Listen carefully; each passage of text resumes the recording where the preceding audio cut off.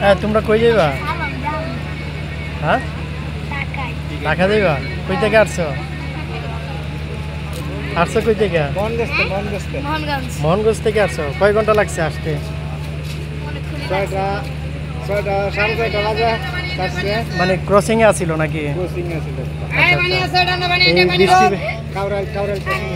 আচ্ছা, এই বৃষ্টি ভেজা রেল স্টেশন, শ্রীপুর রেল স্টেশনে চলে আসছে মহুয়া কমিউটার। ওনারা মোহনগঞ্জ থেকে আসছে, অনেকটা লেট করে আসছে।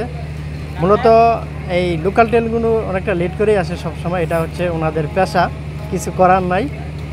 আর আমাদেরকে কিন্তু এই ট্রেনগুলোই বেশিরভাগ ব্যবহার করতে হয়, কারণ আমরা যারা আশেপাশে বা বিভিন্ন জেলাতে আসা যাওয়া করি, আমাদের জন্য সবচেয়ে সুবিধা হয় এই লোকাল ট্রেনগুলো, যাতে করে আমাদের যে মেন রুট থেকে জ্যামে পড়তে না হয়, সেজন্য আমরা মূলত এই ট্রেনগুলোই সিলেক্ট করে নেই।